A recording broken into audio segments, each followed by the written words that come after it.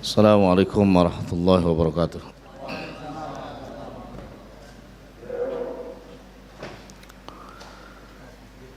Alhamdulillah rabbil alamin wal aqibatu lil muttaqin wala udwana illa 'alal zalimin. Asyhadu an la ilaha illallah wa asyhadu anna Muhammadan abduhu wa rasuluh. Allahumma salli wa sallim ala nabiyyina Muhammadin wa ala alihi wa ashabihi wa man tabi'ahum bi ihsanin ila yaumiddin. Allahumma inna nas'aluka ilman nafi'a wa rizqan thayyiba wa amalan mutaqabbala la hawla wa la quwwata illa billahil aliyyil azim. Jamaah majlis ilmu yang anda muliakan, alhamdulillah dengan izin Allah tabaraka wa taala di hari yang berbahagia ini insyaallah Allah takdirkan kita semua dengan kasih sayangnya berada di majlis ilmu yang mulia ini. Semoga Allah jadikan kita sebagai ahlul ilm yang senantiasa beramal berdasarkan ilmu, berbicara berdasarkan ilmu, dan itulah kaidah ahlu sunnah wal jamaah. Salawat dan salam senantiasa kita curahkan kepada Nabi yang mulia, Nabi Muhammad Rasulullah sallallahu alaihi wasallam. Pagi ini kita akan membahas tentang bebaskan diri kita dari belenggu dosa yang tersembunyi. Dari belenggu dosa yang tersembunyi.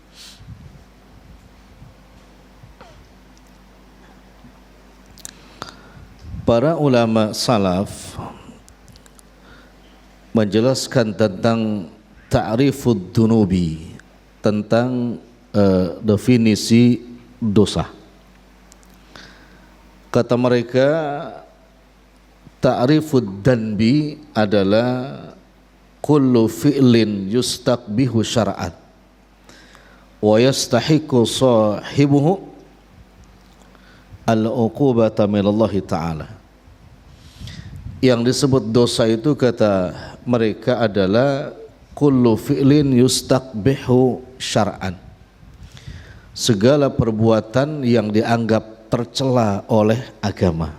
Semua perbuatan yang dianggap tercela oleh agama. Wa yastahiqu sahibuhu al-uqubata minallah, dan mewajibkan para pelakunya untuk mendapatkan siksaan dari Allah Subhanahu wa taala. Itu definisi tentang dosa. Ana ulang ya. Segala sesuatu yang menurut agama tidak baik, yang menurut agama tidak baik, maka dikatakan itu dosa, dan pelakunya dihukumi wajib mendapatkan uqubah, siksaan dari Allah tabaraka wa taala.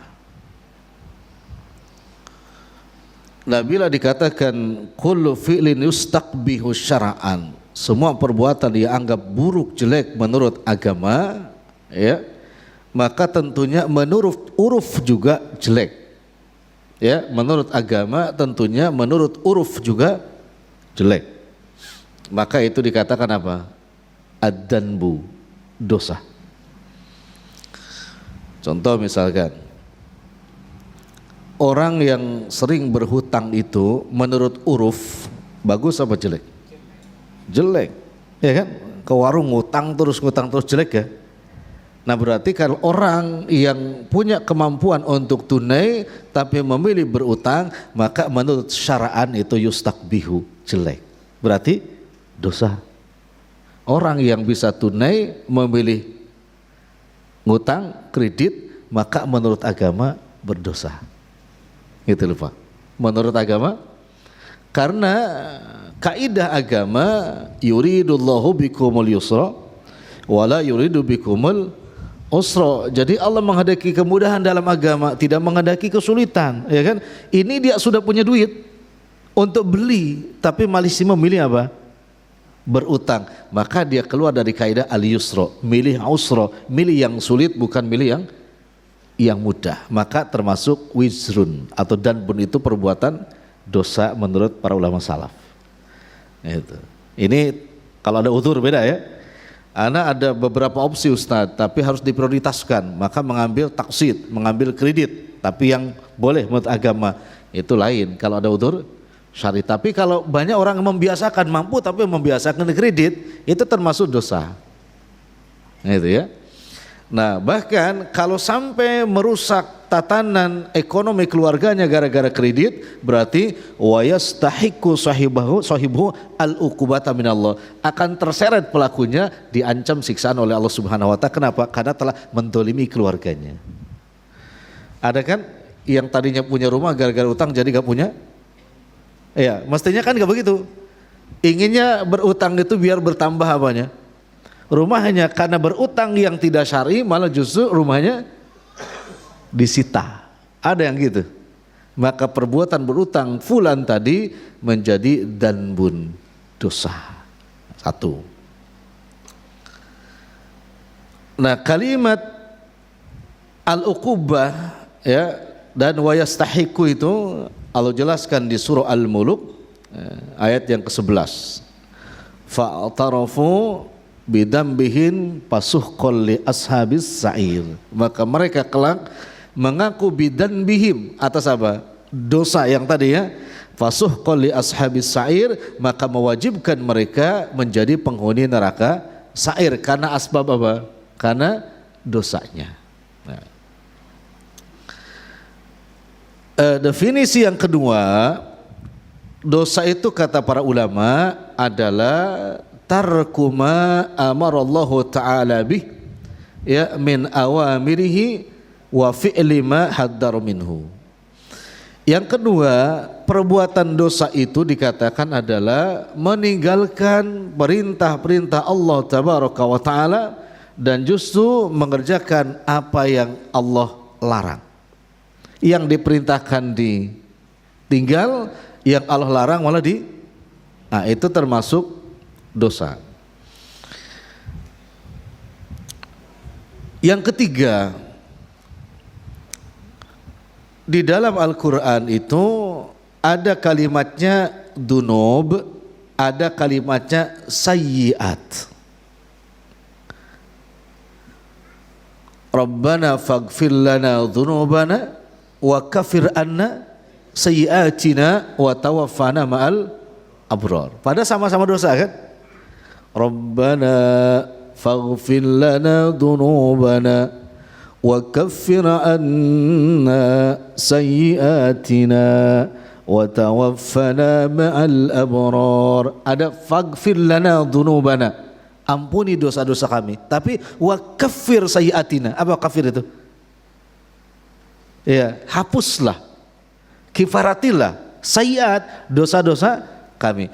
Nah, kata para ulama salaf, kalau dikatakan ad-dunub, kata gini beliau, wad dalilu ala anna sayyi'ata hiya as-saghairu ya wa takfiru laha. Ya. Fal murad bil kabair fal murad bid dunub al kabair wal muradu bis sayyi'at as-saghairu. Kata para ulama salaf, kalau disebutkan ad-dunub maka maknanya dosa besar. Tapi kalau disebutkan sayyi'at maka maknanya as-saghair, dosa-dosa kecil. Maka kalimatnya wa kaffir anna sayyi'at. Tidak mungkin dosa kecil itu gugur dengan kifarat. Dosa besar gugur dengan kifarat. Karena dosa besar gugur dengan apa? Taubatan. Ini perbedaan antara kalimat dunub dengan sayyi'at. Nah, coba antum juga lihat dalilnya di surah tadi apa? Faghfir lana ya wa kaffir anna sayyi'atina wa tawaffana ma'al amrar. Ini Ali Imran 147, kemudian surah Muhammad ayat 2.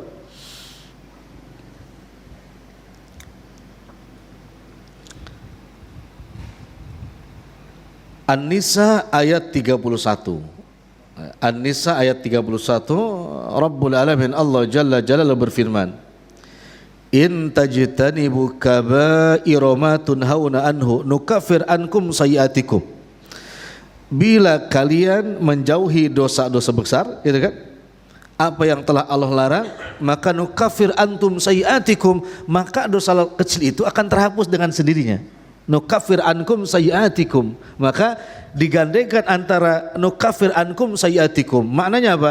Bila menjauhi dosa-dosa besar, otomatis dosa besar kecil itu terhapus dengan sendirinya. Nukaffir ankum sayiatikum. Makna hadis atau tafsir ayat ini menunjukkan siapapun yang menjauhi dosa-dosa besar, kemudian dia melakukan dosa kecil, maka ketahuilah dosa kecil itu akan terhapus dengan sendirinya ketika dia menjauhi dosa-dosa besar. Ini menunjukkan ad-dunub maknanya adalah al-kabair, was-sayyiat maknanya adalah as-saghair. Ad-dunub maknanya dosa-dosa besar, sayyiat maknanya dosa-dosa kecil. Antum yang ada dosa apa? Besar kecil atau kedua-duanya? Keduanya ada. Yang dominan kecil apa besar?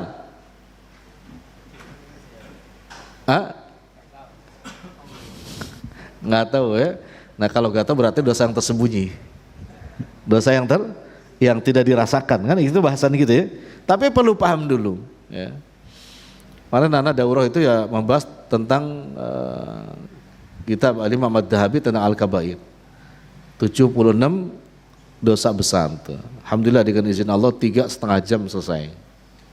3,5 jam itu udah relax ya, relax tanpa minum ya. Kalau ustadznya minum gak selesai di jamaahnya, minum macam-macam lah, minum ngemil jamaahnya. Ustadznya nahan minum nahan ngemil gak bisa. Kenapa? Biar selesai. Kalau gak selesai juga tetap pemateri yang jadi sasaran lama gitu kan. Masya Allah. Nah, sehingga ketika dibicarakan al-kabair, maka tadi seperti di atas ancamannya al-uqubah. Setiap dosa yang ancaman diancam dengan neraka, maka bisa dipastikan itu ad-dunub bukan sayiat.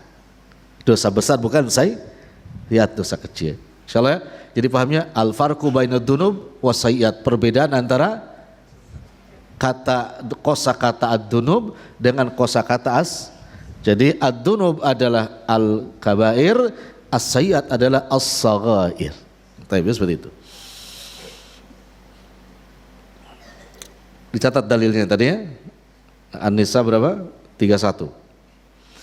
Kemudian dalilnya juga hadis dalam Sahih Muslim ya, dari Abu Hurairah. Nabi al-salam bersabda, as-salawatul khams wal jumu'ah ila al-jumu'ah wa Ramadan ila Ramadan ya mukaffiratun lima bainahunna.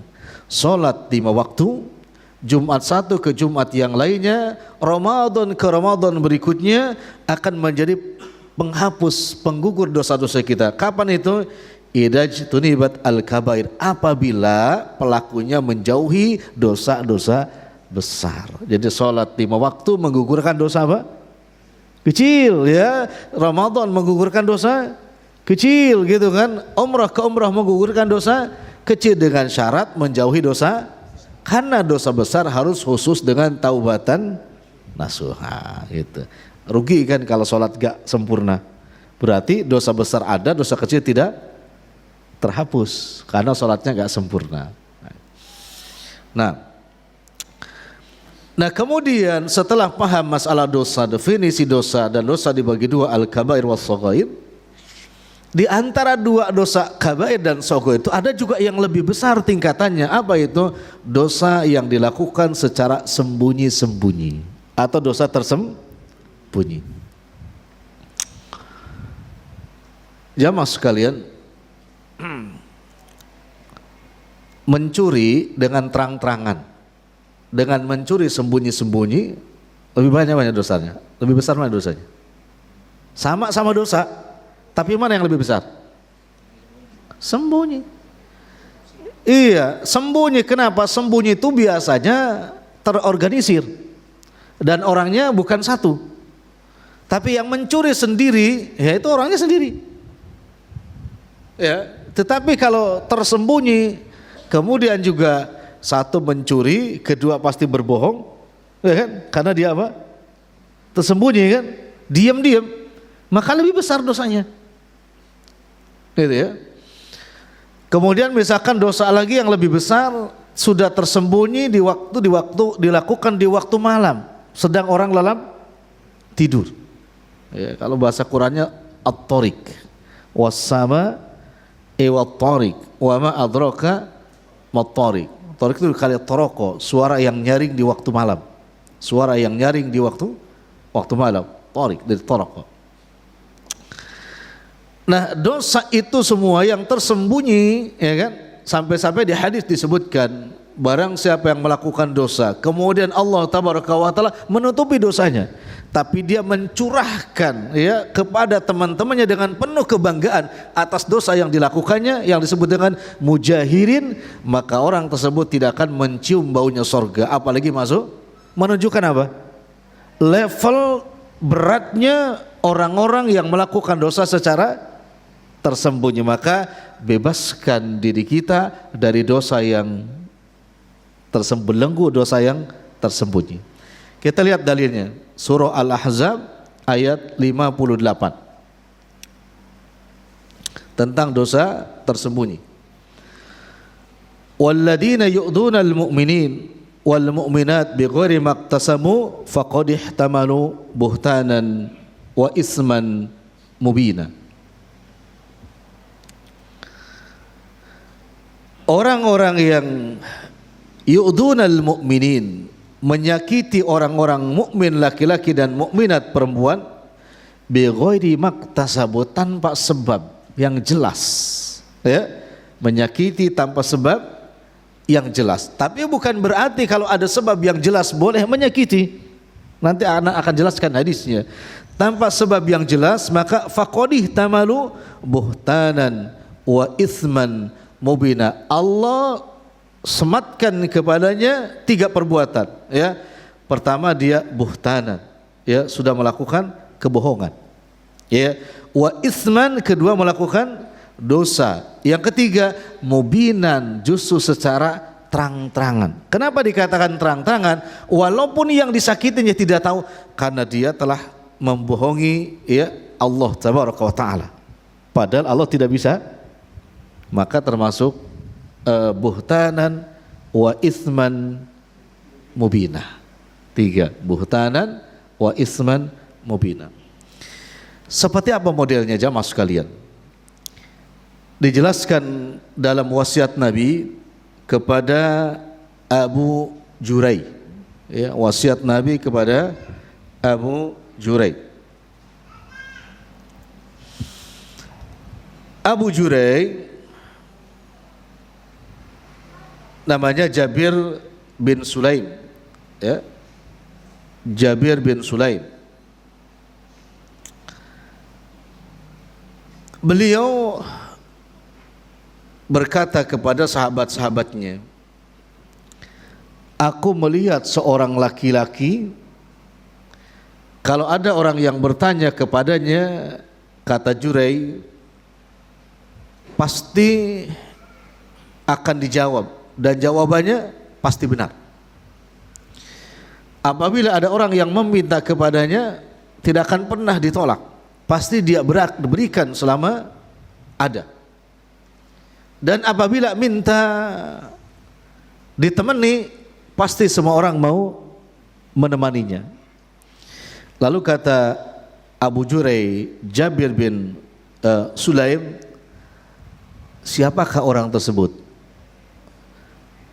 Sahabatnya mengatakan, dia adalah utusan Allah, yakni Rasulullah sallallahu alaihi wasallam.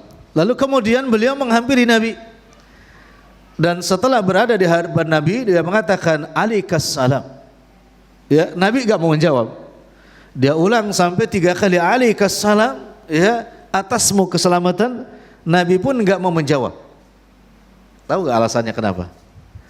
Dia mengatakan alaikas salam, kesejahteraan, keselamatan untukmu, tapi Nabi enggak mau jawab. Kenapa gini-gini? Ucapan Nabi? Nah, Antum pernah gak mendengar orang yang mengucapkan kepada antum assalamualaikum, antum jawab alaikassalam? Pernah? Pernah gak? Tidak pakai wa alaikassalam, tapi dia katakan alaikassalam. Pernah dengar? Nah, apa kata Nabi dalam hadis panjang ini? Kata Nabi alaihi salatu wassalam, jangan mengatakan alaikassalam kepadaku. Kata Nabi, karena kalimat alaikassalam itu pujian bagi orang yang sudah meninggal dunia. Alaikassalam itu pujian bagi orang yang sudah meninggal dunia. Kata Nabi alaihi salam, bila Anda bertemu dengan aku, ucapkan assalamu alaika. Assalamu alaika, bukan alaikassalam. Alaikassalam itu adalah secara umum pujian, kata Nabi, bagi orang yang sudah meninggal dunia. Iya. Kan ketemu orang bukan alaikassalam. Assalamu alaikum atau assalamu alaika. Ini nasihat Nabi yang pertama kepada siapa tadi? Abu Jurai, Jabir bin Sulaim. Nah, ini juga nasihat untuk kita semua. Kalau disalami jangan katakan alaikassalam, sempurna ya. Wa alaik, pakai wa alaikassalam. Ya. Bukankah ziyadatul huruf, tambahan huruf di dalam bahasa Arab itu memiliki makna? Misalkan di dalam kitab Syarah Tauhid Syekh Ibnu Utsaimin, ketika seseorang mengatakan Masya Allah wa syi'ta, itu termasuk syirik kecil ya, karena Allah dan juga karena engkau. Tapi kata Nabi ucapkan Masya Allah thumma syi'ta, bukan pakai wa tapi thumma syi'ta, kehendakmu, kemudian kehendak Allah, atas kehendak Allah, kemudian atas kehendakmu. Tidak boleh mengatakan Masya Allah wasita, atas kehendak Allah dan kehendakmu. Itu beda kalimat dan dengan kalimat kemudian. Ya, maka bedakan alaika dengan wa alaika. Nabi katakan itu pujian bagi orang yang sudah meninggal dunia. Jadi jangan coba-coba antum menjawab salam saudara antum dengan wa alaika, dengan alaikassalam, tambahi wa alaikassalam. Ya, kalau dia alaikum, jawab wa alaikumus salam warahmatullah dan seterusnya. Nah, lalu kemudian Jurai berkata lagi kepada Rasulullah sallallahu alaihi wasallam. Kata Jurai, berilah aku nasihat. Nah, ini poinnya. Berilah aku nasihat. Lalu nasihat kedua di sini sangat singkat, nasihat Rasulullah kepada Abu Jurai. Kata Nabi, la tasubanna, ya, la tasubanna ahadan. Itu aja kata Nabi SAW. Janganlah engkau ya menghina atau mencela seorang jua pun. Ana ulangi nasihat Nabi, la tasubanna ahadan, janganlah engkau mencela menghina seorang jua pun. Ini termasuk perbuatan dosa. Ya, dan seseorang menghina saudaranya itu Pak dengan berbagai isyarat, itu termasuk dosa yang tersembunyi. Anda kasih contoh. Ketika antum bermajlis, apa bermajlis itu? Hah? Bermajlis itu apa? Ngongko-ngongko, bukan bermajlis. Hah? Ya kumpul bareng duduk, itu bermajlis. Ya kalimatnya sama dari jalasa yajlisu, cuman beda isim zaman dengan isim makan. Majlisu dengan majlasud, bermajlis. Ketika antum bermajlis, ada dosa yang tersembunyi yang sifatnya menghinakan saudaranya. Kapan itu? Ketika antum duduk sila.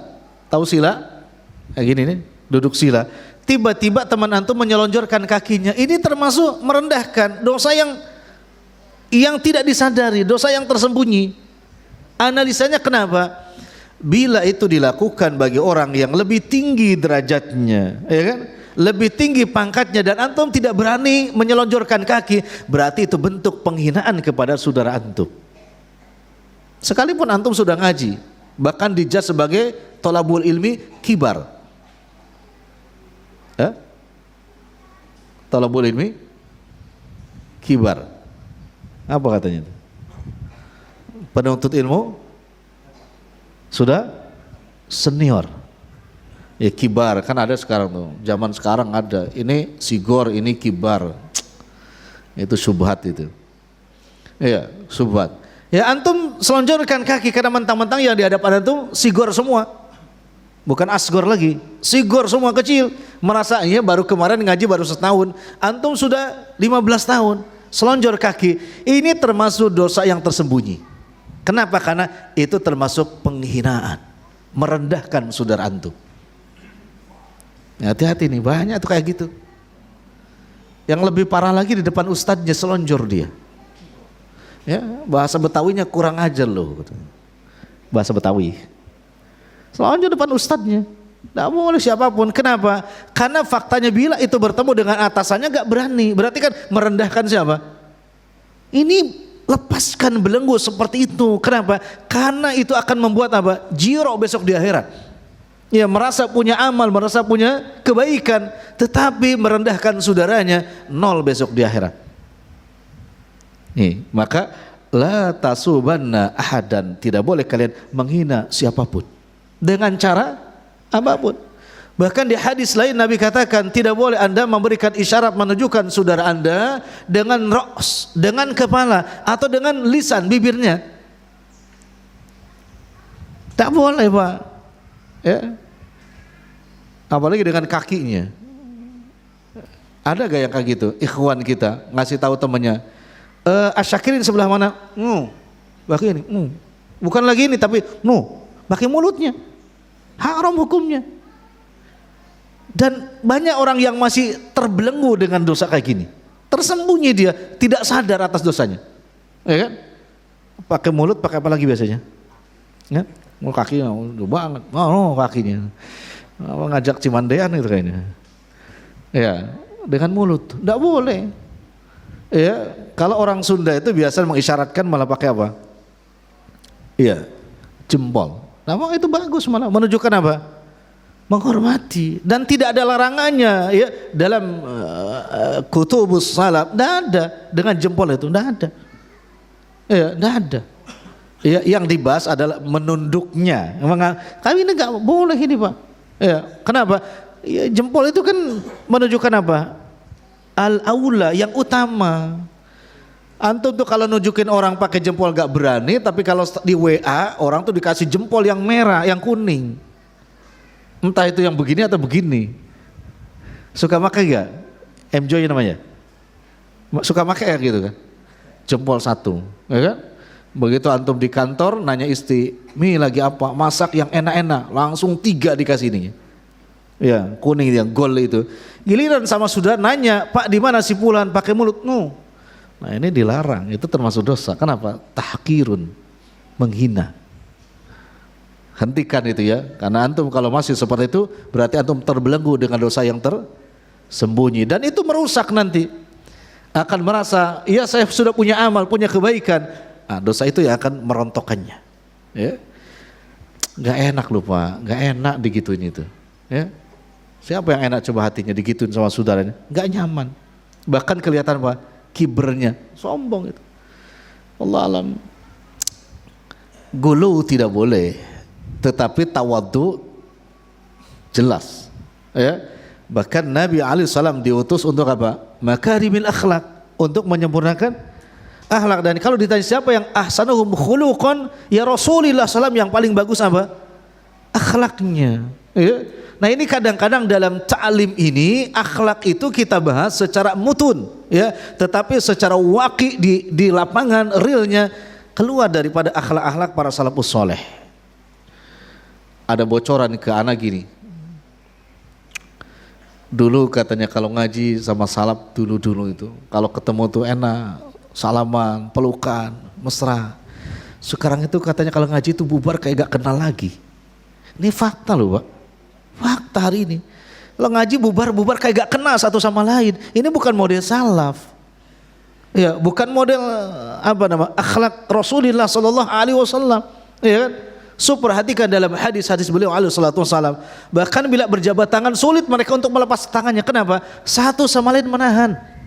Kenapa? Karena mereka tahu ya mana yang lebih akhir, ya kan? Melepasnya itu yang lebih baik. Sekarang alhamdulillah nggak begitu Pak. Yang akhir gak ada, yang awal gak ada. Kenapa? Nggak mau salaman. Jadi bubar ngaji nggak kenal gitu Pak, bubar saja. Antum kalau masih memiliki hal demikian, maka antum masih terbelenggu dengan apa? Dosa yang tersembunyi. Kenapa? Karena di benaknya ada kiber. Ada kiber itu. Salami yang antum bisa salami, ya kan? Minta saling didoakan. Itu termasuk kebiasaan para salafus soleh. Min da'bis solihin, itu kebiasaan para salafus soleh. Tapi kalau ketemu abasa wa tawalla, yang satu abasa, di mana ilmunya itu? Ya kan? Motor mau ngasih aja dorong, diem aja. Hutang kamu berapa? Kok nggak bisa senyum? Ya, hutang Anda tuh berapa masih nggak bisa senyum gitu kan? Mestinya tabassam, senyum bermukanya. Bismillah ya. Ana menjelaskan hal ini kenapa? Karena Ana juga menganalisa ya. Jadi tidak termasuk bagian yang bagus bila antum datang ke majelis ilmu ya, tetapi terbelenggu dengan dosa-dosa seperti itu. Ya, dibukalah, diamalkan. Mohon kepada siapa? Rabbul Alamin, Allah Jalla Jalaluh. Yang Allah jelaskan di dalam Al-Qur'an, fasanu yassiruhu lil yusra. Ya, maka kami, kata Allah Azza wa Jalla, akan memberikan kemudahan terhadap amalan yang Allah mudahkan, amalan yang mudah. Ada yang tahu gak surah apa? Fasanu yassiruhu lil yusra. Bukan lil usra, tapi lil. Allah mudahkan perkara yang mudah. Al-Imam Ibnu Katsir menjelaskan kenapa? Karena ada orang-orang yang mudah pun ternyata Allah bikin susah, bahkan tidak bisa mengamalkannya. Senyum mudah apa enggak? Mudah, ringan. Banyak gak yang enggak bisa mengamalkan itu? Iya kan? Maka Allah berjanji fasanu yassirul yusra, sudah mudah Allah berikan kemudahan untuk mengamalkannya. Ini faktanya, jangankan yang susah, yang mudah saja terhalangi untuk bisa mengamalkannya. Kenapa Pak? Al-Imam Ibnu Qayyim di dalam Bada'iut Tafsir jilid ketiga 338 menyebutkan, Ida thaqula ad-duhru bil auzari mana al-qalbu ya anis sayri ilallahi. Apabila duhru, punggung ini, jiwa ini telah berat bebannya dengan al-auzar, dengan dosa dan kemaksiatan, maka mana al-qalbu anis sayri ilallahi, maka hati akan terhalang untuk sampai kepada tujuannya, kepada Allah. Hati akan terhalang untuk sampai kepada Allah. Untuk apa? Mengamalkan yang ringan pun gak bisa. Apa yang menjadi itu? Ya, ad-dunub wal ma'asi, atau tadi ad-dunub was sayyiat, dosa besar dan juga dosa, sehingga terhalang ruhnya untuk sampai apa? Kepada Allah, terhalang untuk beramal sekalipun dia ringan. Faktanya jamaah sekalian, antum hafal semua hadis yang Nabi katakan kalimatani, dua kalimat, khafifatani fil lisan, yang lisan di dalam, yang ringan di mana? Diucapkan di lisan, tapi dicintai oleh siapa?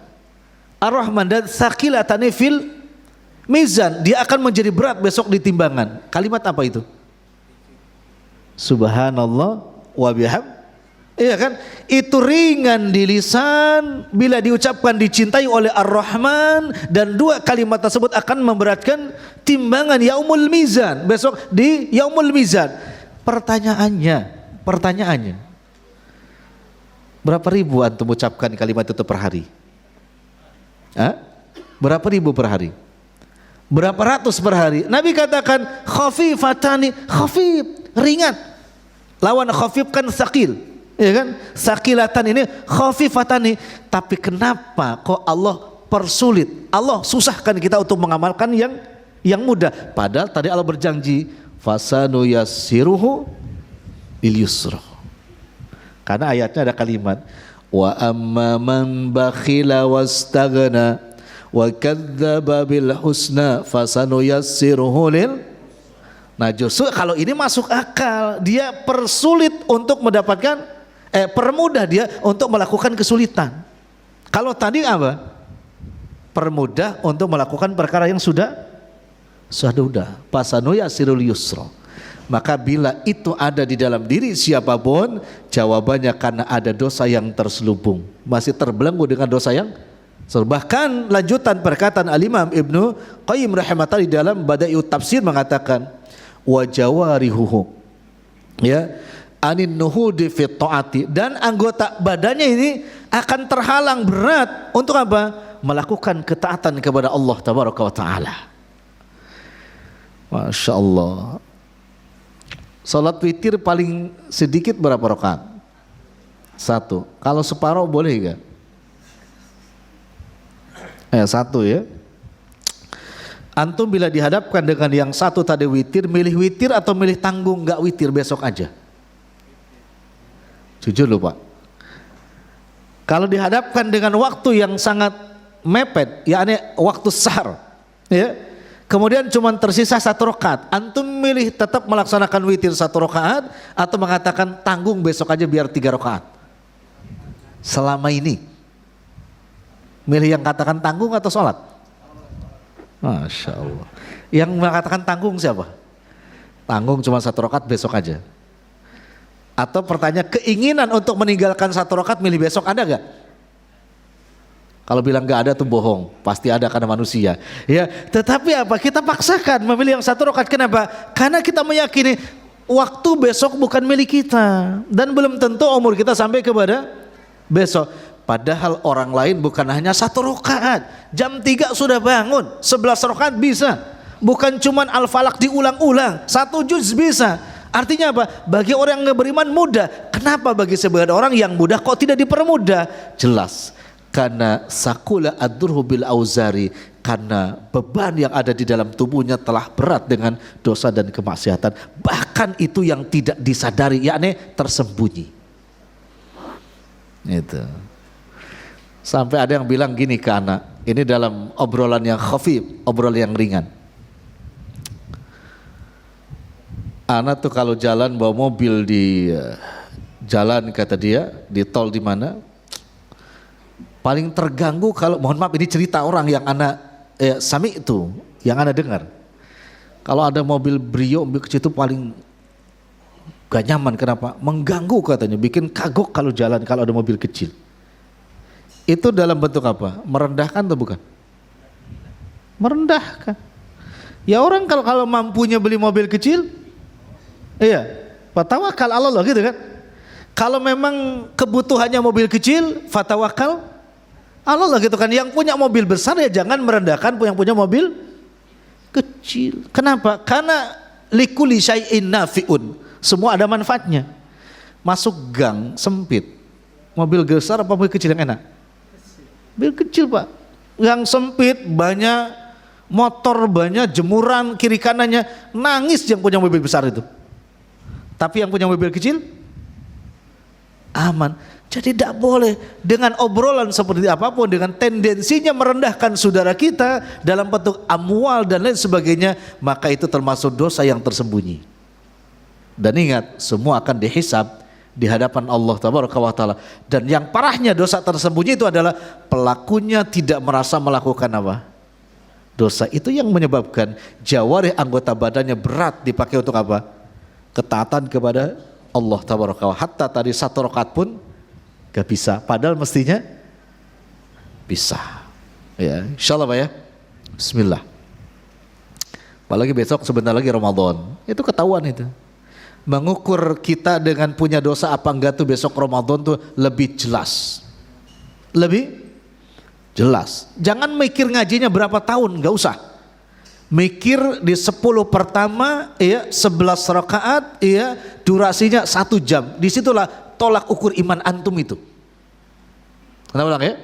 Di 10 pertama 11 rakaat durasi 1 jam. Di situ tolak ukur iman antum berdasarkan apa namanya? Panduan ilmu yang antum pelajari.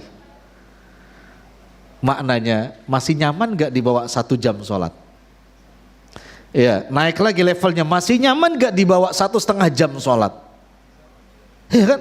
Kalau 1 jam sudah gak nyaman, gak salah jawabannya, pasti yang tadi. Pengalaman kemarin-kemarin antum termasuk yang nyaman apa gak nyaman dibawa 1 jam? Jangan Ustaz tergantung, anak gak nanya tergantung. Termasuk yang nyaman apa enggak? Enggak berani, bilang nyaman katanya enggak, bilang enggak nyaman juga enggak berani. Ini perlu apa? Kejujuran, ya, perlu tasdik di situ. Ya kalau enggak jujur sama diri ya bagaimana? Ya kan? Nah disitulah antum bisa melihat kualitas ilmu dan iman antum di situ. Iya, di situ. Banyak yang berguguran, ya, bahkan banyak yang sudah ngaji kemana-mana milih tarawih yang cepat. Itu banyak. Ya, nanti ketemu anak deh. Nanya, Ustadz berapa lama sholatnya? Nah, itu ada yang nanya gitu tuh, ikhwan kita. Ada apa antum nanya berapa lama sholatnya? Iya. Bermacam udzur Pak disampaikan. Pada ketika nggak tarawih nggak ada udzur itu. Tapi begitu tarawih ada udzur. Ana nggak bisa Ustadz lewat dari 30 menit. Kenapa? Sudah pada sakit ini kaki. Ya. Antum masih badminton. Oh itu alhamdulillah Ustadz masih loh. Kan yang itu bilangnya kaki gak enak tapi masih kadang-kadang keceplosan Pak. Jawabnya masih katanya. Diajak itu masih Ustadz tapi Ramadan berhenti dulu nanti Syawal. Jadi anak nggak ngingetin lagi kok tadi ngeluh masalah tarawih setengah jam gitu. Sekarang badminton masih nantangin bahkan Syawal sudah diniatin. Itu bukan lagi ilmu. Ilmu gak ada apa-apanya tapi apa? Iman. Ya, dan ingat yang menghalangi aktivitas tersebut adalah dosa-dosa yang tersembunyi. Bahkan kata Nabi SAW tentang la tasubanna ahadan, ya, tentang syarah hadis ini, ya, kata Rasulullah SAW tidak boleh menghina seorang jua pun, bahkan hatta di situ budak, bahkan seekor unta maupun seekor domba. Ini luar biasa orang beriman itu, bukan hanya kepada manusia, bukan hablum minan nas, tapi semua, ya, menjadi rahmatan lil alamin. Ya, menghina kambing, menghina unta dan lain sebagainya dilarang bagi orang yang paham agama, dan itu termasuk dosa yang besok akan diminta pertanggungjawabannya, dan kalau tidak bertaubat termasuk dosa yang tersembunyi.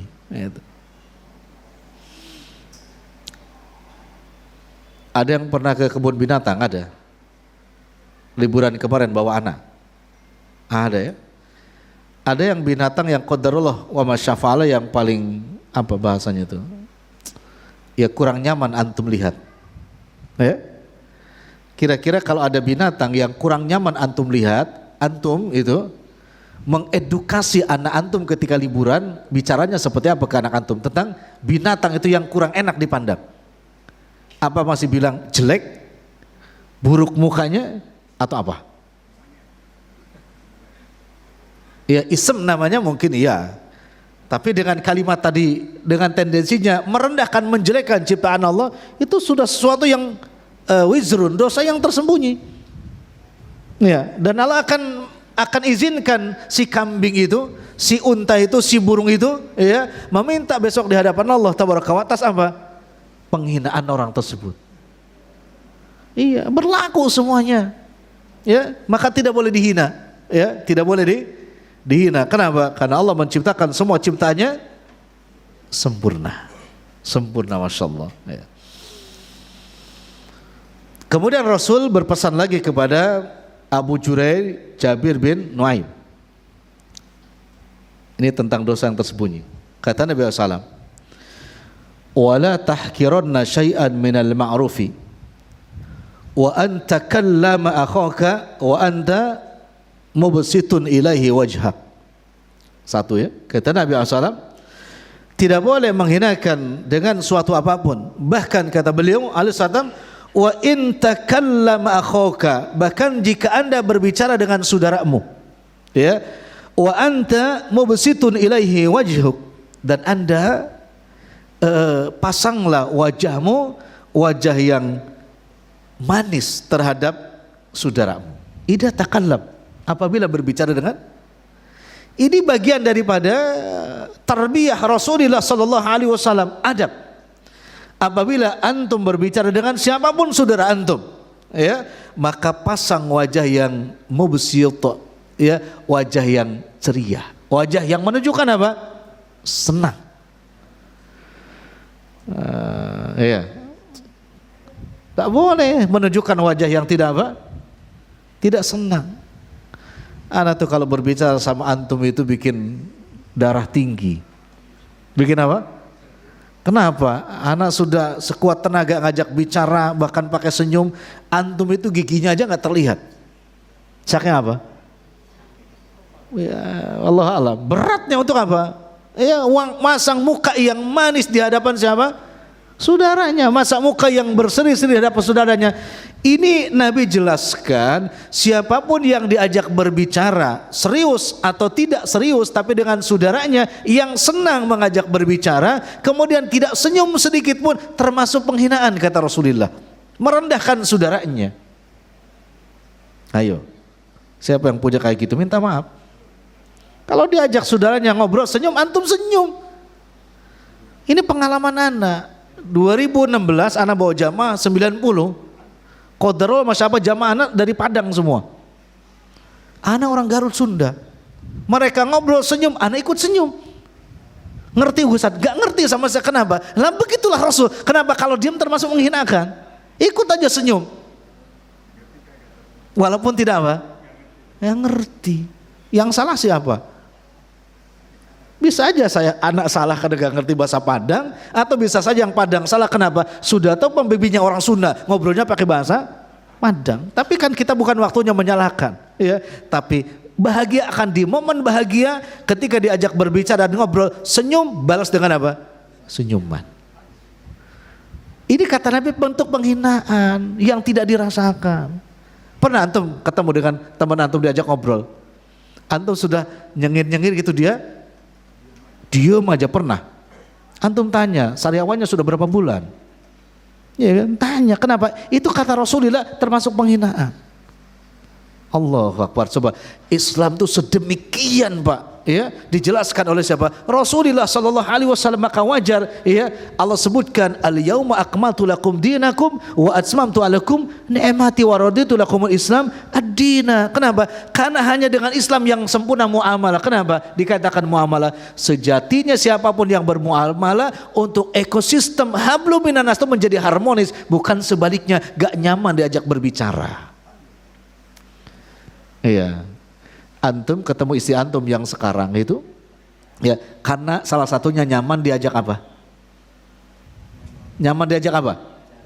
Berbicara. Coba kalau calon istri antum ketika antum ta'aruf gak nyaman diajak bicara, jadi apa enggak? Antum akan katakan, ya, bunga bukan cuma setangkai, perempuan bukan cuma satu. Ya, anti gak mau diajak berbicara, ana cari yang baru. Kan gitu. Tapi kalau cinta buta susah sih. Nama juga sudah apa? Sudah buta kan. Coba, hampir sekarang semakin sepuh, kalau istri antum semakin nyaman diajak berbicara, masa sakinah, tentram rumah tangga, ya. Antum mengajak istri belanja sampai ke toko emas, mau beli berapa kilo, istri antum terserah, gak nyaman. Walaupun bilangnya apa? Terserah. Coba kalau istri antum bilang mau beli berapa kilo, semuanya dibeli, antum nyaman gak? Ya nggak nyaman juga karena nggak punya duit. Ini penting, ya, komunikasi penting. Kenapa? Nabi mewasiatkan kepada Abu Juraid tadi, hati-hati. Bismillah, ya. Pokoknya kalau ngajak ngobrol senyum-senyum lah. Gitu. Masya Allah, enak kan kalau gitu, Masya Allah. Ini beliau-beliau ini, Masya Allah nih, belum apa-apa sudah saat senyum itu enak. Ini Ustaz sudah ngajak senyum, antum diem aja, piye itu? Kan gitu, ya. Itu mahal banget gitu aja. Padahal lihat, Nabi itu wajahnya ya tabassam, Nabi itu wajahnya berseri, seakan-akan Nabi itu tidak terlihat rautnya yang susah tuh nggak terlihat, tapi Nabi menggambarkan ketemu siapapun, ya kan, maka dia menghadap dengan menghadap 100% dan mukanya terlihat mengajak senyum itu Nabi itu. Masya Allah, ya. Pecinta Rasulullah, mencintai sunnah beliau alaihi wassalam. Yang ringan tuh jangan dijadikan sampai dosa tersembunyi, justru menjadi apa? Wasilah mendapatkan apa? Rahmat sakinah dari Rabbul Alamin Allah Jalla Jalaluh. Ini satu, ya. Lalu kata beliau yang kedua, nasihat beliau, warfa izaraka ila nisfis saqi. Kata Nabi, bila antum bertemu dengan saudara antum dan ingin bertemu dengan saudara antum, maka warfa izaraka ila nisfis saqi, angkatlah izar, kain sarungmu itu, ya, separuh betis, sampai separuh betis, ya. Fa in abaita fabil ka'bain, kata Nabi, bila kamu agak berat, kata Rasulullah, maka cukup semata kaki. Cukup semata kaki. Artinya nih bukan pilihan. Yang dijelaskan Nabi, ada momen yang akan menyebabkan terjadi ini. Ada momen, ya. Artinya momen yang bisa nanti diangkat sampai betis, ada juga sampai semata, ada momen. Ya, tapi intinya bagi yang sudah mengamalkan dua nasihat ini, sebetis atau semata kaki, tidak boleh yang sebetis mentahkir, ya, yang semata kaki, dan juga yang semata kaki tidak boleh beristihza kepada yang sebetis tadi. Kenapa? Karena kedua-duanya sudah mengamalkan wasiat Rasulullah sallallahu alaihi wasallam. Karena hadis umum ini tidak mengatakan al-afdal, tidak mengatakan al-aula, yang utama, tidak di hadis ini. Secara umum Nabi menjelaskan sak au ka'bain, ya, betis atau semata kaki. Larangannya ada apa?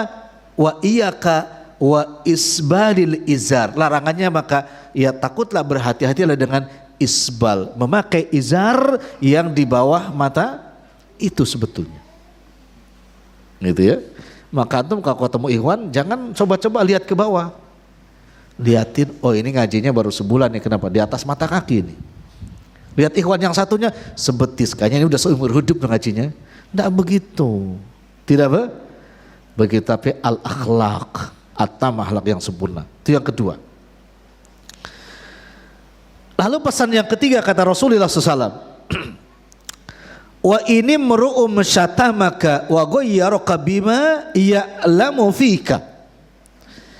Apabila saudaramu syatamaka, mencelakmu, memarahimu, wa ghayyaraka bima ya'lamu fika, dan mencelamu atas apa kekurangan yang ada di dalam dirimu, kata Nabi alaihissalam, fala tughayyiruhu bima ta'lamu fih. Kalian jangan membalas dengan mengatakan kekurangan apa yang ada di diri si fulan. Wah, keren itu, keren itu. Nggak tahu ini antum kuat apa enggak ini mengamalkan ini. Contoh gini, antum dicela oleh saudara antum dengan mengatakan berjenggot kayak embe. Berjenggot kayak apa? Ya embe. Antum tahu dia punya kelemahan aib, kata Nabi, fala tughayyiruhu bima ta'lam. Antum tidak boleh membalas celaan dengan apa yang kamu tahu tentang kekurangan dia. Ya, kata, kayak embe, antum kayak babi, enggak boleh. Sekalipun antum ta'lam, tahu kekurangan dia. Apa ajaran Nabi? Kata Nabi sallallahu alaihi wasallam, al-wuquf, diam saja. Tidak usah dibalas. Masalahnya antum kuat apa enggak? Kuat apa enggak? Atau bukan diomongin kemudian dikepelin, ayo berantem di mana? Di lapangan yang luas. Kayak yang aja suruh cari lapangan yang luas. Nah, itu bukan ajaran Rasulullah sallallahu alaihi wasallam. Kenapa? Karena dalam tantangan tersebut terkandung apa? Kibar. Sifat apa? Sombong. Tidak boleh dibalas. Ya, memang hawa nafsu yang itu berbalas itu pantun. Yang berbalas itu pantun, tapi dalam celaan tidak boleh berbalas. Fa'fu anhum, ya, maafkan, bahkan wastaghfir lahum, mohonkan ampun kepada Rabbul Alamin Allah Jalla Jalla. Itu min da'abis solihin, itu kebiasaan orang-orang soleh. Masya Allah. Kuat gak sih kira-kira? Iya. Ya Ustadz, mudah-mudahan gak ada yang gitu, nanti takut gak kuat. Takutnya gak apa? Gak kuat. Antum pulang ngaji dicela, ngaji mulu belum tentu masuk surga. Kira-kira balasan antum gimana? Ada bilang ngaji mulu belum tentu masuk surga. Antum mau balas apa? Daripada antum masuk neraka? Gak boleh juga. Pengennya nafsunya gitu kan? Gak boleh. Coba kalau ada begitu, milih diam atau milih diomongin? Yang ahsan wa qalu salama. Pilih perkataan yang menyelamatkan kita. Apa itu? Waqif, diam saja. Karena kalau diomongin bertambah, dan harus memakai kosakata yang mana, Pak? Enggak. Walaupun antum menjelaskan sejelas-jelasnya, karena dia nggak suka, tetap nggak menerima. Antum katakan demikian. Makanya anak ngaji, karena anak belum tentu masuk surga, maka ngaji. Dia nggak peduli itu hujah antum, nggak peduli. Akan dibalas lagi. Maka yang ahsan itu antum tinggalkan. Nah, maka pertanyaannya model-model antum yang sudah soleh ini milih yang mana, dilawan atau ditinggalkan? Ayo, kan udah senior Mas. Lawan atau tinggalkan? Yang masih muda dilawan apa tinggalkan? Yang ngomong badannya juga kecil, antum gede, dilawan apa tinggalkan? Antum sisihkan lengan baju. Ayo, di mana pilih? Dulu ya kan itu dulu ya katanya. Ini kan itu bukan mindak bis solihin dan juga bukan akhlak Rasulullah sallallahu alaihi. Kenapa? Tersembunyi dosa besar, yakni apa? Kiber. Sifat apa? Sombong. Maka lepaskan dari belenggu dosa-dosa yang tersembunyi. Ini masya Allah Islam itu luar biasa ya, luar biasa itu. Antum kalau di jalan motor dipepet, bahkan ditubruk, ya. Kira-kira model-model antum milih damai atau milih dia marah, ya dia salah tapi dia marah. Antum di posisi yang benar, pilih yang mana? Di belakang sudah titit macet, antum pilih mana kira-kira? Tawa. Ya pergi tinggal. Yang lainnya maksudnya. Yang lainnya. Enak aja Ustadz ditinggal, dia yang salah dia ngotot. Ya kan? Lawan lah. 3 dia juga saya berani. Wah sombongnya keluar tuh. Iya. Nabi gak suka kayak gitu. Ya, yang Nabi dan Quran ajarkan kepada kita, maka pilihlah memaafkannya. Ya, gitu. Panjang kalau di jalan tuh kalau dilawan urusannya. Kenapa? Karena nggak mau orang salah disalahin, nggak mau. Apalagi orang salah ngaku benar tuh nggak ada, ya, nggak ada itu. Ya, kebanyakan gitu ya. Untuk menutupi kesalahannya sok jadi apa? Pahlawan. Ingat tuh. Ya, bahkan dicela lagi, dicari-cari kekurangannya. Ini dipesankan oleh Nabi tidak seperti itu, ya, tidak, karena itu termasuk apa? Kesombongan.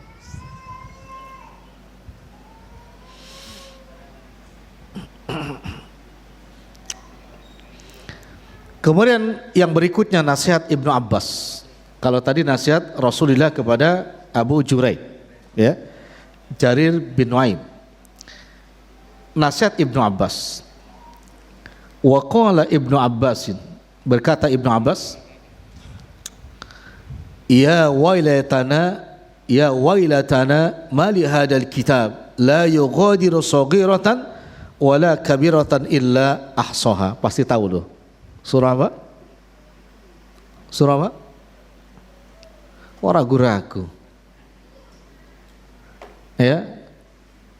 Mali hadal kitab la yughadiru saghiratan wala kabiratan illa ahsaha wa wajadu ma amilu hadira. Surah apa? Ya.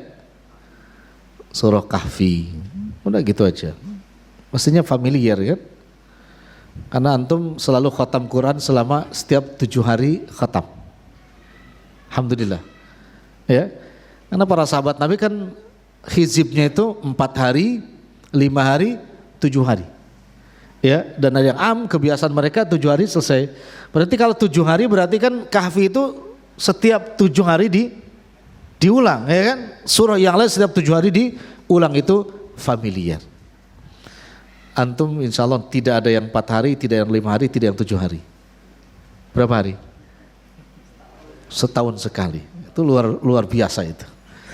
Ya, luar biasa. Itu pun karena ada Ramadan.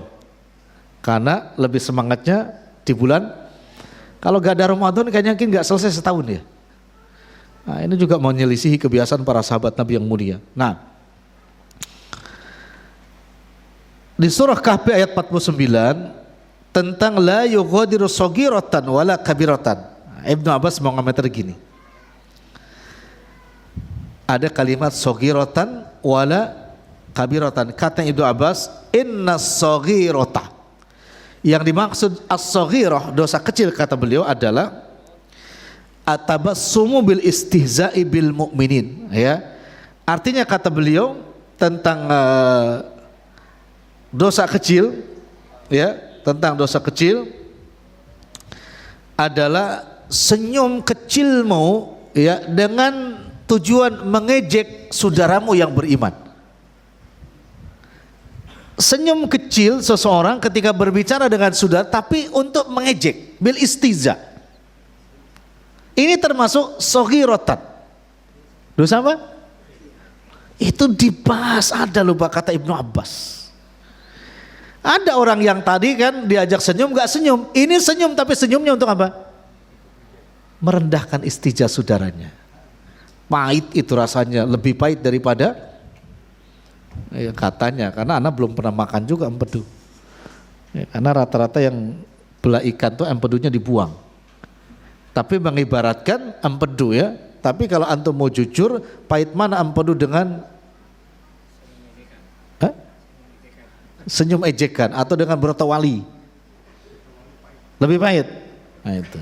Coba digabung antara empedu dengan bertawali. Pingsan ya. Sakit hati. Nah itu, senyum ngeledek, menghina. Sering kan terdengar itu kan? Wah ini senyum-senyum apa bahasanya? Sinis. Ya, senyum sinis Pak, beda dengan senyum masinis. Ini senyum apa? Kalau senyum masinis kan senyum sales Pak.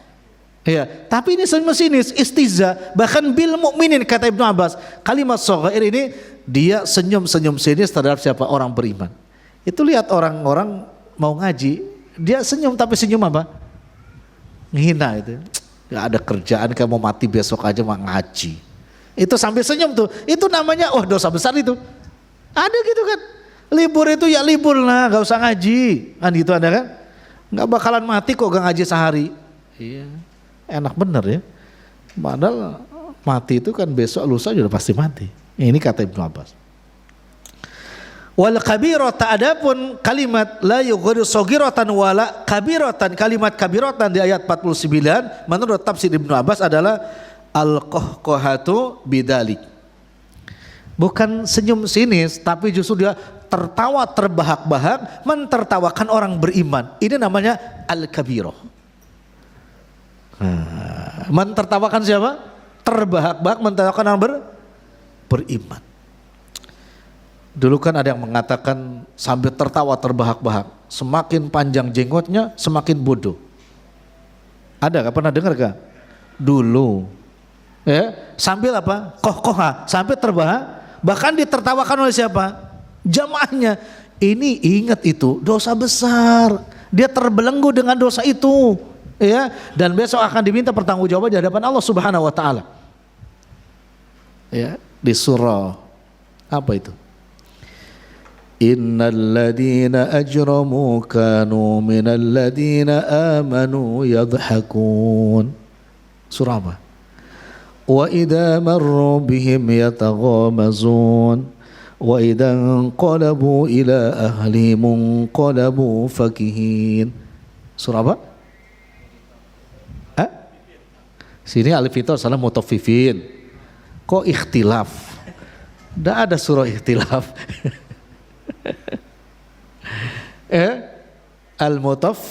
Al-mutaffifin itu perilaku mereka yang suka mentertawakan sinis dan juga koh-koha. Itu perilaku siapa? Orang kafir. Al-mujrimun, orang yang banyak dosa itu selalu menghina, istihza dengan dua cara ya, senyum-senyum sinis atau tertawa terbahak-bahak. Itu kebiasaan, maka hindari itu. Orang beriman senyum-senyum manis, bukan senyum sinis. Dan orang beriman tidak pernah ketawa koh-koha, tidak ada. Sampai terdengar satu RT, tidak pernah ada. Itu senyumnya Fir'aun itu. Ustaz, memang Fir'aun pernah senyum? Pernah. Ustaz dengar ya enggak lah. Ya kapan ketemu kan? Waliyadzubillah. Nah ini nasihat atau menurut Ibnu Abbas. Wahada isyaratun ila anna dhahika ala nas min junatid dzunub wal kabair. Kata Ibnu Abbas, ini menunjukkan isyarat sesungguhnya kata ad-dhahik, senyum itu memiliki makna yang beraneka ragam terhadap manusia. Di antaranya ada yang mengandung ad-dzunub, dosa besar, ada yang mengandung juga al-kabair. Beda tuh.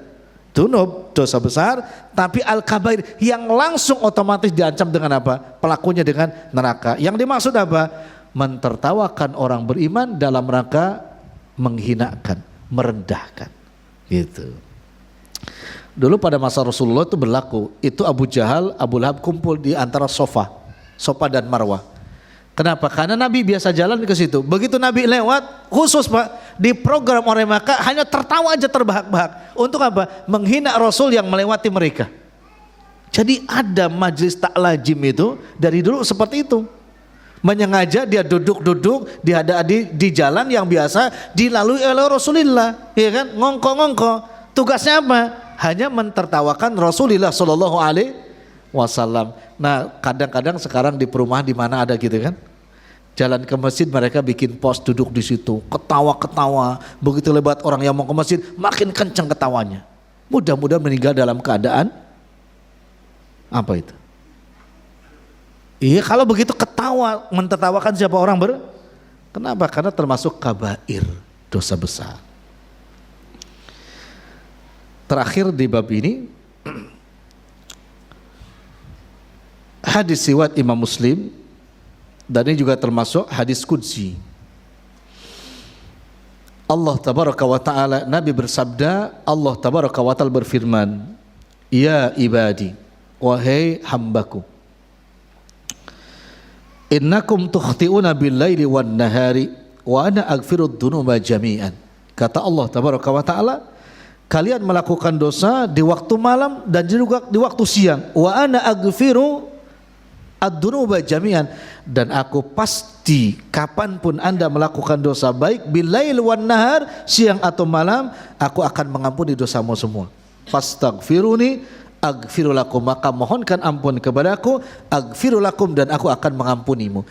Ini kalimat di hadis qudsi ini tidak dijelaskan poin dosanya, tapi yang dibahas bil-laili wan nahar. Maknanya kata para ulama, mereka melakukan dosa yang tersembunyi di waktu malam, dan mereka juga melakukan dosa yang tersembunyi di waktu siang, sehingga dia nggak tahu.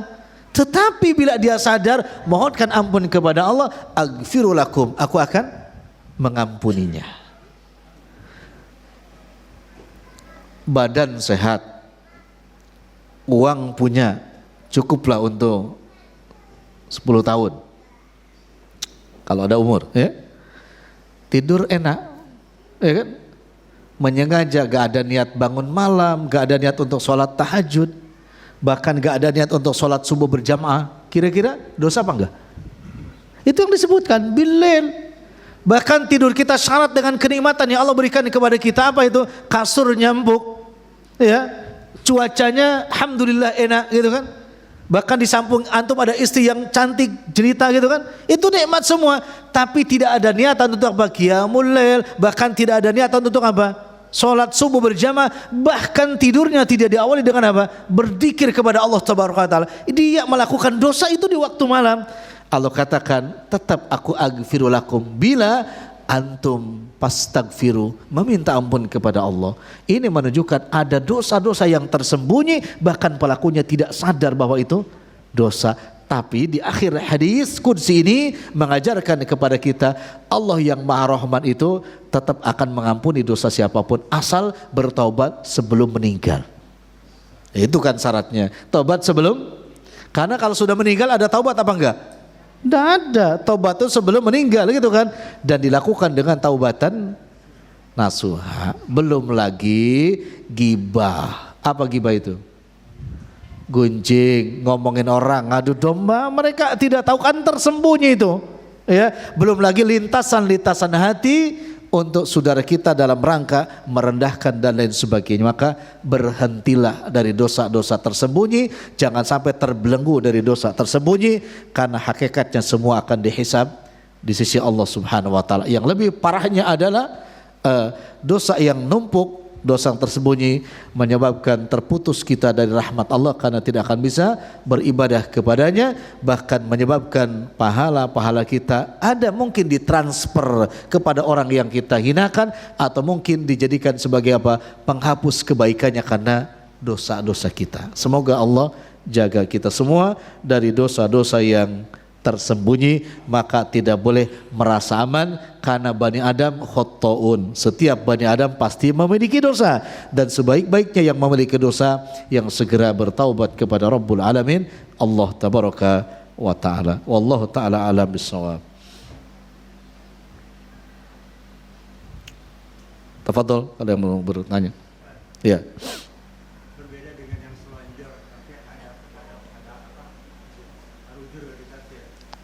Iya. Nah, iya, semua kalau memang bentuknya ada udzur dalam bab selonjor dibolehkan.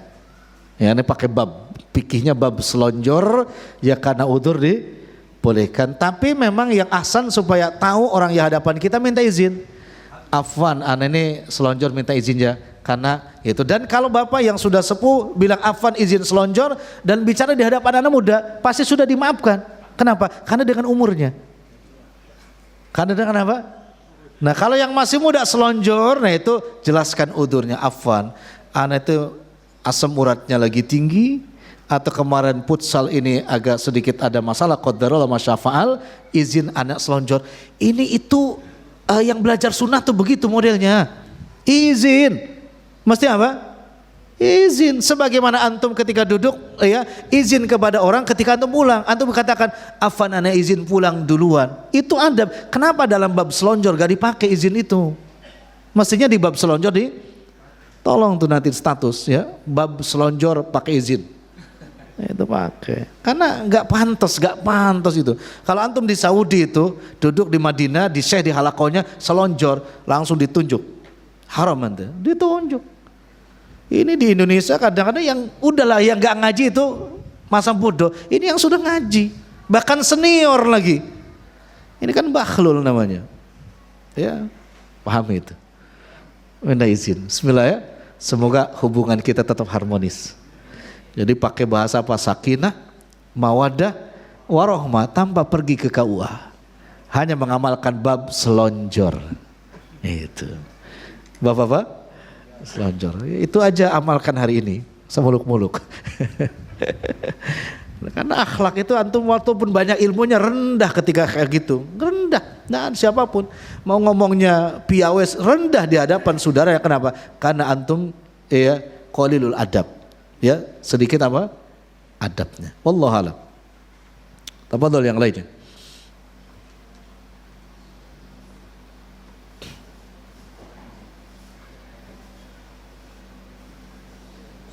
Nah,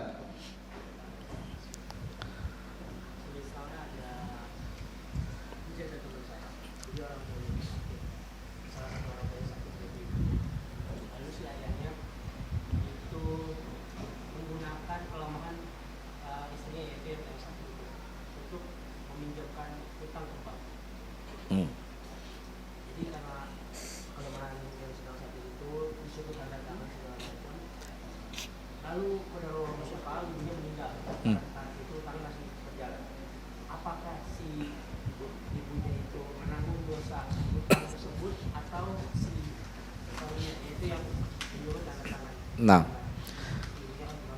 iya, dua dosa besar yang terjadi. Satu, kedoliman memanfaatkan kelemahan istrinya. Dosa besar yang ditanggung oleh suaminya. Ya. Kedua, dosa besar pinjam ke bank. Ya. Bahkan ketiga, ya dosa besarnya apa? Hutang itu harus wajib dilunasi oleh suaminya. Menurut agama tidak ada kewajiban istri sama sekali. Kenapa? Karena dia ditodong, dimanfaatkan oleh suami. Jadi 3 dosa besar yang dibebankan kepada si suami tadi. Kedoliman, ya kemudian transaksi pinjam meminjam ke bank yang jelas ada bunganya. Yang ketiga, bila dia membebankan kepada si istri yang sudah meninggal, itu juga termasuk dosa besar. Jadi ditanya hukum siapa yang wajib melunasi? Suaminya. Tidak ada dosa sama sekali, tidak ada. Karena tanda tangan itu tadi di luar kemampuannya, sedang lemah, ya, sedang lemah, diminta oleh siapa? Suaminya. Lemah itu dalam artian gak bisa berpikir secara jernih karena memikirkan penyakitnya. Jadi tidak berdosa sama sekali, gitu ya. Dan tolong diingat, kalau antum sakit itu kan sering ditanya sama dokter, kalau sudah dikasih obat, kata dokter, ya. Pokoknya jangan banyak pikiran. Sering gitu kan? Ya, bilangnya gitu kan? Mau antum kemanapun pokoknya karena pikiran tuh pemicu penyakit. Besok kalau antum ke rumah sakit, ketika dokter mengatakan jangan banyak pikiran, antum nasihati dokternya. Kami diajarkan oleh Rasulullah untuk memperbanyak memikirkan kematian. Jadi mohon maaf untuk urusan yang satu, anak pengen banyak pikiran untuk memikirkan kematian. Antum tanya, boleh nggak Pak Dok? Ya, boleh apa enggak? Iya kan? Iya kan dibilangnya jangan banyak. Justru orang yang paling cerdas kata Nabi yang banyak memikirkan tentang apa? Berarti kan kita disuruh apa? Banyak pikiran tentang? Justru yang dilarang itu pikiran yang lainnya. Kalau memikirkan kematian dianjurkan. Termasuk bodoh orang yang tidak pernah memikirkan apa? Jadi minta nasihat sama dokter. Boleh gak dok kalau saya banyak pikiran untuk memikirkan kematian? Supaya dokter ngasih resep juga, mungkin diganti obatnya. Ada yang pernah gak kayak gitu? Gak berani?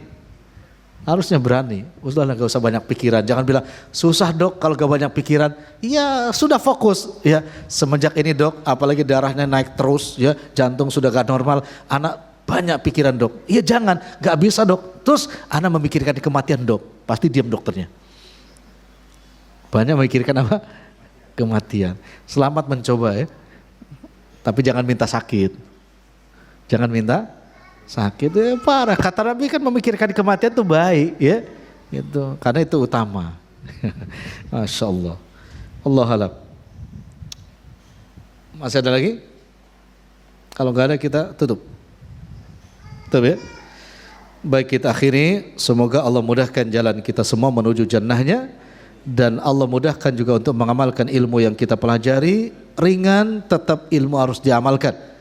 Karena semua bagian dari perintah dan juga uswah dari Rasulullah sallallahu alaihi wasallam. Wassallallahu ala nabiyyina Muhammadin wa ala alihi wasallam. Subhanakallah bihamdi asyhadu an la ilaha illa anta astaghfiruka wa atubu ilaik. Wassalamualaikum warahmatullahi wabarakatuh.